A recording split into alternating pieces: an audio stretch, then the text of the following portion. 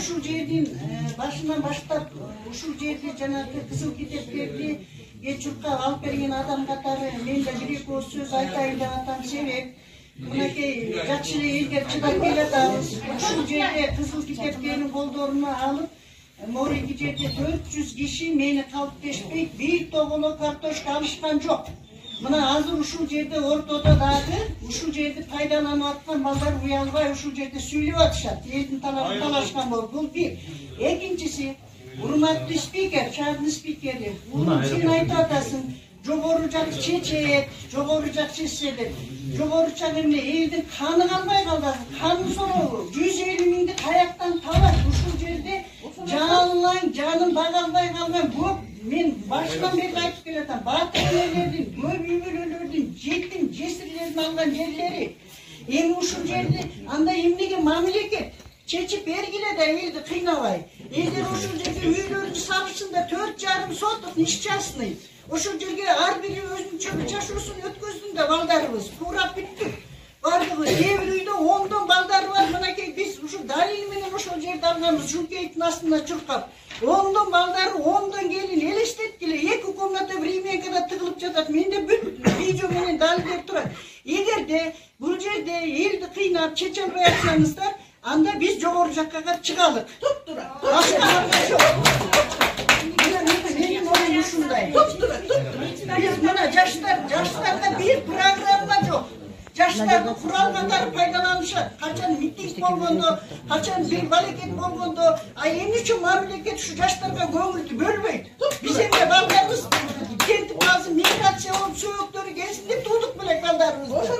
Биз да мынакей күнү түнү уктабай калды ата энелер. Эмне болот деп анда чече албайсыздар, колуңардан келбейби? Анда биз бүт элдин бардыгы жогору жакка чейин чыгабыз. Biz bu ülkede hiç kadar fayda düşüncelerimiz yok. Bu münafısına girgen olsa, bu münafıs sözü geçiriyor denen söz de, o şey pratikçilerinizi aktap gitmeksiniz. Yok münafısına hiç kadar bir de hukuksuzda zavdel bölümde faydamış bu. Sizler iyi kuruna çeşip verilir degen üçün canatçılar adam bağırdı. Yok al yerde nizamda biz de baş ötürmez. Biz de bir ötürmez. Erten günü güç organlar tekşer bizni kamu organı size uşun çıkarsınlar. Biz karşılayız. Doğru ayrılırız. Nizamda özgürlüğü birimiz verildi. Uşun sizler partiyalardan başa tutuldu. Çeşip verseniz vereyim.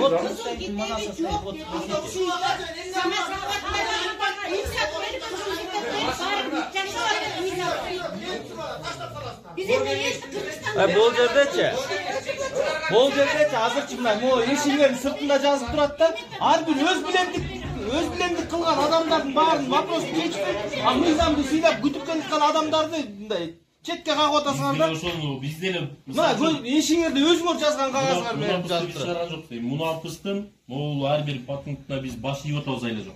Мунапыска жаткан эми биз деле ошону айтып атабыз. Мунапыска бул убагында мыйзамды сыйлабай салып алгандарга кээ бир убакта чечилди. Анын баарын биз деле билип турабыз, көрүп турабыз. Эми мындайга, урматтуу жарандар, мындай кылалы, азыр талашып тарчыккан менен эч нерсе жөн эле өзүнүн убактыбызда коротобуз.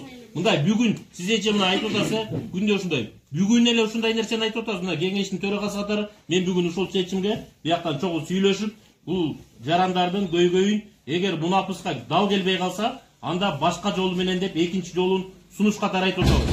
Ана сиздер анан буга чейин болгондо мына айыл чарбадан өткөндө жооп келет деген жооп келгенде бизге отказ берди.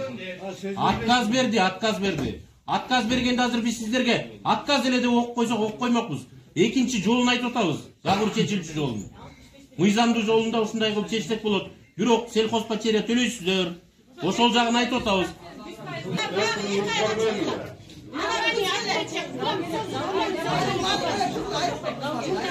Урматтуу жарандар, угуп туруңуздар, аэропорттун жаңы жетекчиси өзүнүн сөзүн айтсын.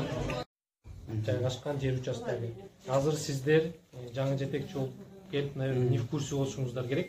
Ошон үчүн азыр бизге тиешеси жок. Биз согласны кылып атканыбыздын бирден бир себеби ошол да.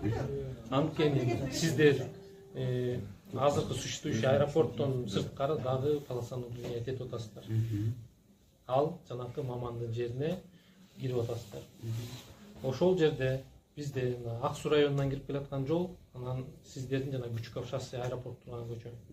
Ошол жерде бурчтагы азыр участоктор боюнча сөз болот бул жакта.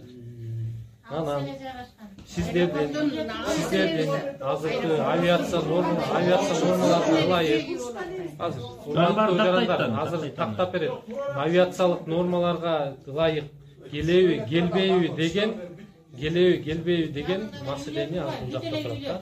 Анан жанакы баласаңыздар взлетно посадочный полоса кандай болот, эмне болот, ошолордун баардыгын канча аралыкта болуш керек, канча неме болуш керек. Азыркы существующий үйлөр жашап аткандар 2009 бизде уже аэропорт функционировать этпей калды. Бул за пределы города чыгат деген маселеде бул жак участкага таратылган да.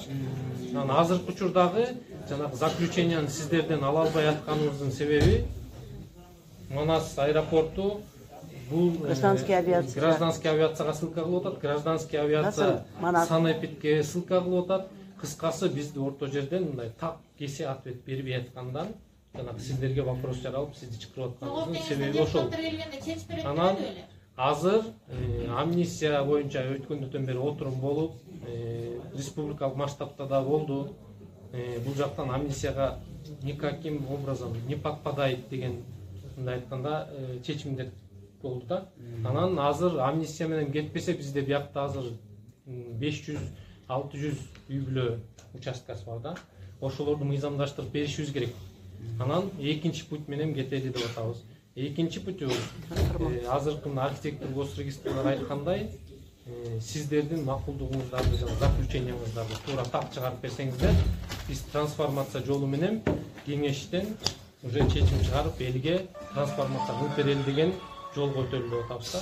Анан азыр элдин дагы сиздерден ошону сурап аткан ошол эмнеге Манас аэропорту авиацияга ссылка кылып атасыңар, авиация сизге ссылка кылат, кайра экөөлөп туруп бул санэпид кызматтарына ссылка кыласыздар. Санэпид кызматтары жанакы нормаларды чыгарыш үчүн сиздердин проектиңиздер да керек экен да. Ал проекти дагы биздин колубузда азыр күндө жок болуп атат. Зона загрязнения жанакы башка дегендер, рассеивание дегендерди чыгарып бериш керек болуп атат. Булар жана өткөндө жогорку кеңештин депутаттары келгенде ушул тапшырманы коюп кетишкен да. Бул санитарно-защитная зона деген бүт аэропорт боюнча жок.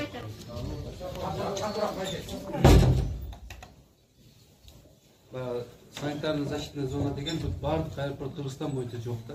Бир эле Каракол эмес ал жердечи. Вообще жок, ал кандай жок бизде. Эч бир аэропорттан да кылынган эмес. 2019 жылга чейин аны биз кылат деген правилада жазылган болчу да. Азыр аны алып салган. То есть биз аны эч кандай кылбайбыз. Только агентство гражданской авиации өздөрү чечет. Кимге башка органга береби же, но биз кылбайбыз дагычы. А вопросы расстояние канча метрге чейин тоже азыр алып салган андай. Бул 3 километр международный аэропорт болчу, азыр андай жок. Биз контролируем только по высоте. То есть силер бийик болуш үчүн ошону эле карайбыз. Өзү схемабыз бар, схема захода в самолет. Ошого препятствие болсо, разрешение. По высоте ограничение канча ошондо? Жок, анын өзү схемасы бар, аны эстептеп чыгыш керек. Любой эмненин расстояниясына карап, и плюс высотасына карап схеманы чыгарып берет. Эки этаж максимум ушу эки этаж ушундай. Ошо. Ал жерге тиги мындай этаж үйлөр салым ушу жер эмес да, понимаете? Так что силердин тоскоолдугуңар төзөө экен да силер жактарда. Сиздерге подождите, эми деген мындай вопрос жаралат да. Жөнөтөбүз комиссиянын. Сиздер өзүңүздөр бизге ответ катары бериңиздер. Трансформацияга деп. Анан трансформацияга киргизгенде да ошол сельхозпотеряны төлөгөн обязательно төлөнөт. Бул башкалардыкы чечилгенде да сельхозпотеря төлөнгөн. Кайсы ак суга өтөбү, башка жакка районго өтсө да сельхозпотеря төлөнөт. Бул айыл чарба багытында болуп келгендей. Бул мунапыска кирбей калды, баарыбыз эле көрдүк. Буга чейин туура түшүнүңүздөр, буга чейин мунапыска кирип төлөтпөй эле чечилет дегенбиз. Бирок мунапыска акыркы чечимде кирген жок. Эми экинчи жол ушул. Анан азыр эми урушуп талашып, мурункулардын баарын чукушуп, кайра айта бергенден убакытты жөн эле кармабайлы. Чечилет. Мына 2-3 заключение болот. Биз аны сиздерге чойбой эле тез аранын ичинде чечип бергенге аракет кылабыз. Бирок мына убактысы болгондо бизге каттардын жыйынтыгы келет. Жыйынтыгы менен бизге түшөт, мына мэрия тараптан түшүрүлөт. Биз ошону комиссия менен барып, комиссия чечим өзү чыгарып туруп ошол кайсыл эмелерге жердин жанагы сельхозпотерянын айыл чарбанын ошол жанагы потерясын төлөгөнгө бардыңыздарга эме бул азыр госрегистр менен чогуу биргеликте иштеп чыгышат, канча төлөнөрүн ошону иштеп чыккандан кийин бардыңыздарга маалымат катары берилет да.